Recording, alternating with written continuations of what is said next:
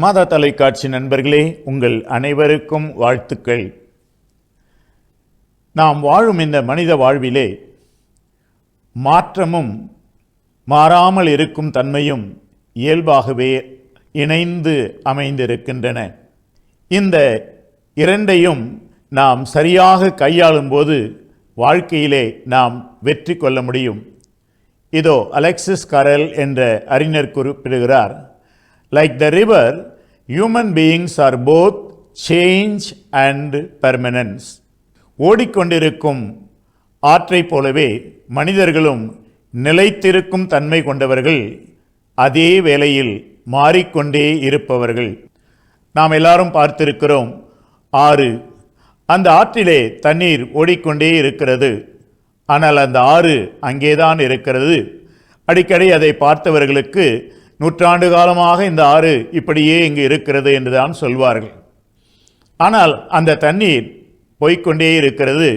முதலில் பார்த்த தண்ணீர் இப்போது இல்லை, இப்போது புதிய தண்ணீர், மாற்றம் அங்கே இருக்கிறது.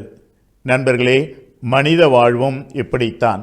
நம் ஒவ்வொருவரிலும், தனி வாழ்விலும் சரி, நமது சமுதாயத்திலும் சரி, குடும்பத்திலும் சரி, மாற்றங்களும் மாறாத்தன்மையும் மிக மிக அவசியமானவை.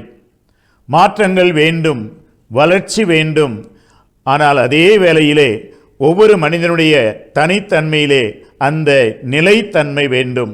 நான் நானாக இருக்க வேண்டும், வளர்ச்சி அடைவேன்.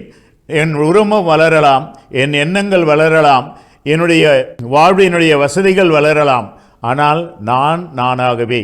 எனவே அந்த நிலைக்கும் தன்மை அவசியம். அதே சமயத்தில் மாறிக்கொண்டே இருப்பதும் அவசியம். ஏனென்றால் மாற்றத்திலேதான் வளர்ச்சி இருக்கின்றது.